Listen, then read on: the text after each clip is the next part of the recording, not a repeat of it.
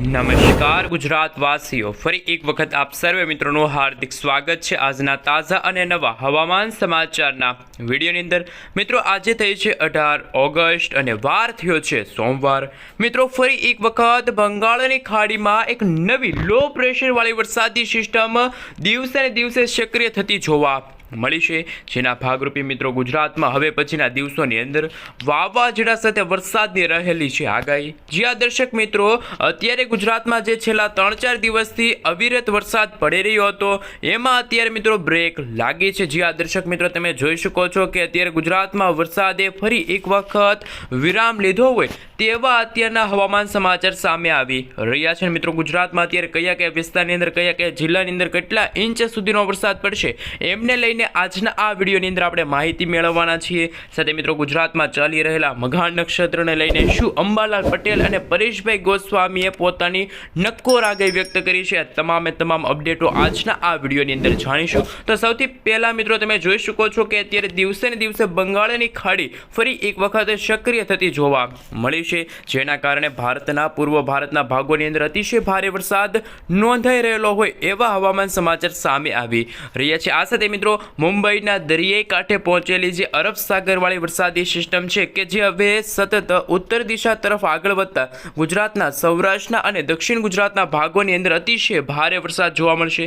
આ સાથે મિત્રો તમે જોઈ શકો છો કે સૌરાષ્ટ્રના દરિયાઈ કાંઠાના ભાગોમાં જેમાં દેવભૂમિ દ્વારકાથી લઈને વેરાવળ લાગુના વિસ્તારની સાથે મહુવા આજુબાજુના વિસ્તારની અંદર પણ અત્યારે ભારેથી ભારે વરસાદની સંભાવના છે। તો કચ્છ લાગુના વિસ્તારમાં જેમાં તમે જોઈ શકો છો પશ્ચિમ કચ્છના જે અરબ સાગરના દરિયાઈ કાંઠેને અડીને આવેલા જેટલા પણ કચ્છના ભાગો છે ત્યાં પણ હવે પછીની કલાકોમાં અતિશય ભારે વરસાદની સંભાવના જોવા મળી છે। પરંતુ મિત્રો જેમ સમયગાળો પસાર થતો જશે તેમ વીજળીના ચમકારા, કડાકા, ભડાકા, થંડરસ્ટોર્મ એક્ટિવિટીના ભાગરૂપે ગુજરાતમાં મિત્રો અતિશય ભારે વરસાદ પડવાને લઈને હવામાન વિભાગે પોતાની આગાહી છે મિત્રો વ્યક્ત કરી છે। હવે મિત્રો આઈએમડી તરફથી હવામાન વિભાગ તરફથી સમગ્ર ગુજરાત રાજ્યનો નકશો જાહેર થયો છે, એમના વિશે વાત કરીશું કે ગુજરાતમાં કયા વિસ્તારની અંદર કેટલા ઇંચ સુધીનો વરસાદ પડશે, કયા પ્રકારનું એલર્ટ છે એ ગુજરાત માટે જાહેર કરી દેવામાં આવ્યું છે। હાલ મિત્રો તમે જોઈ શકો છો તમારા મોબાઈલ સ્ક્રીનની અંદર અમદાવાદ હવામાન વિભાગ તરફથી સમગ્ર ગુજરાત રાજ્યનો નકશો છે જાહેર કરી દેવામાં આવ્યો છે, જેમાં સૌપ્રથમ મિત્રો તમે જોઈ શકો છો અત્યારે કચ્છ છે, બનાસકાંઠા, પાટણ, મહેસાણા, અરવલ્લી, મહીસાગર, દેવભૂમિ દ્વારકા, આ સાથે મિત્રો તમે જોઈ શકો છો ભાવનગર, અમરેલી, ગીર સોમનાથ, જામનગર, મોરબી, રાજકોટ, બોટાદ અને ખાસ કે મિત્રો ગુજરાતના ઘણા બધા વિસ્તારો છે કે જ્યાં અત્યારે હળવાથી મધ્ય વરસાદની સંભાવના છે, પરંતુ સૌરાષ્ટ્રના એવા 2 જિલ્લાઓ કે જ્યાં અતિશય ભારે વરસાદ પડશે, જેમાં પોરબંદર અને જૂનાગઢ લાગુના વિસ્તારની અંદર ફરી એકવાર હવામાન વિભાગ તરફથી ઓરેન્જ એલર્ટનું સિગ્નલ છે એ જાહેર કરી દેવામાં આવ્યું છે। માત્ર મિત્રો સૌરાષ્ટ્રના જ નહીં પરંતુ દક્ષિણ ગુજરાતના પણ તમે જોઈ શકો છો એ રીતે તાપી, નવસારી, ડાંગ, વલસાડ, દમણ, દાદરાનગર હવેલી લાગુના વિસ્તારમાં પણ અતિશય ભારે વરસાદ પડવાને લઈને હવામાન વિભાગે છે મિત્રો ઓરેન્જ એલર્ટનું સિગ્નલ જાહેર કર્યું છે। પરંતુ મિત્રો આવતીકાલે ગુજરાતમાં ફરી એકવાર અતિશય ભારે વરસાદ પડવાને લઈને ગુજરાતમાં 8 થી લઈને 10 ઇંચ સુધીના ધોધમાર વરસાદ પડવાને લઈને હવામાન વિભાગ તરફથી રેડ એલર્ટનું સિગ્નલ છે જાહેર કરી દેવામાં આવ્યું છે। મિત્રો ગુજરાતમાં પૂરની પણ આગાહી સામે આવી છે। અંબાલાલ પટેલે પોતાની આખરી આગાહી વ્યક્ત કરતા કહ્યું કે ગુજરાતમાં હવે પછીની તારીખોની અંદર જેમાં મિત્રો 19, 20, 21 અને 22 આ 4 દિવસ છે ગુજરાત માટે ભારેથી ભારે સાબિત થવાના છે। ગુજરાતમાં અતિશય વીજળીના ચમકારા, કડાકા, ભડાકા, આંધી, તુફાન, વંટોળ સાથેનો મિત્રો ગુજરાતમાં છે વરસાદનો નવો રાઉન્ડ શરૂ થવા જઈ રહ્યો છે। 20 તારીખના રોજ તમે મિત્રો જોઈ શકો છો સૌરાષ્ટ્રના ખાસ કરીને મિત્રો ભાવનગર અને અમરેલી લાગુના વિસ્તારની અંદર અતિશય ભારે વરસાદ પડવાને લઈને હવામાન વિભાગ તરફથી રેડ એલર્ટનું સિગ્નલ છે જાહેર થઈ ચૂક્યું છે। 21 તારીખના રોજ મિત્રો સમગ્ર ગુજરાત રાજ્યના છૂટાછવાયેલા વિસ્તારોમાં હળવાથી મધ્ય વરસાદ, તો અમુક ભાગોમાં અતિશય ભારે પવનો ફૂંકાશે, વીજળીના ચમકારા થશે અને થંડરસ્ટોર્મ એક્ટિવિટીના ભાગરૂપે છે એ ગુજરાતમાં મિત્રો ભારેથી અતિ ભારે વરસાદની સંભાવના છે। 22 તારીખના રોજ મિત્રો વરસાદી માત્રા અને વિસ્તારમાં બંનેમાં ઘટાડો થશે। માત્ર ગુજરાતના ઉત્તર ગુજરાત, કચ્છ લાગુના વિસ્તાર અને પશ્ચિમ ગુજરાતના ભાગોમાં વરસાદ હશે અને દક્ષિણ ગુજરાતના ભાગોમાં હશે વરસાદ। આ સાથે 23 તારીખના રોજ પણ મિત્રો ગુજરાતમાં વરસાદ છે ફરી એકવાર ખેંચાશે અને મઘા નક્ષત્રના સમયગાળા દરમિયાન ગુજરાતમાં વરસાદ છે વિરામ લે તેવા પણ હવામાન સમાચાર સામે આવી રહ્યા છે।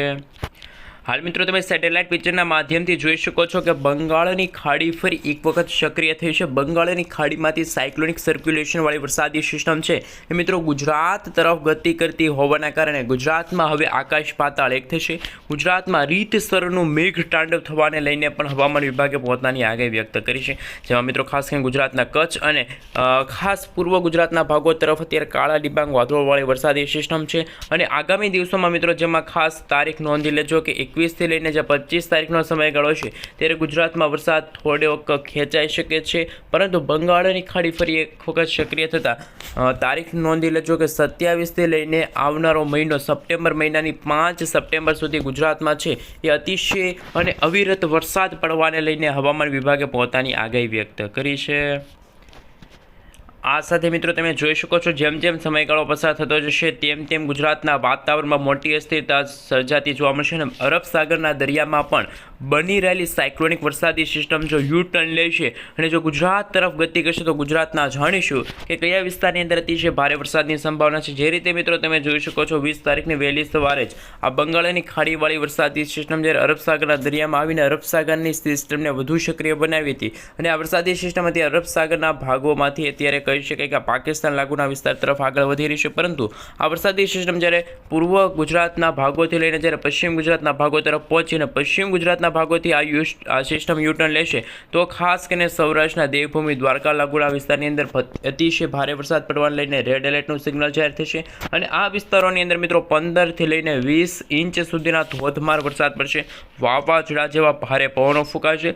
વીજળીના ચમકારા, કડાકા, ભડાકા, થંડરસ્ટોર્મ એક્ટિવિટીના ભાગરૂપે ગુજરાતના ઘણા બધા ભાગો છે સાફ થતા છે.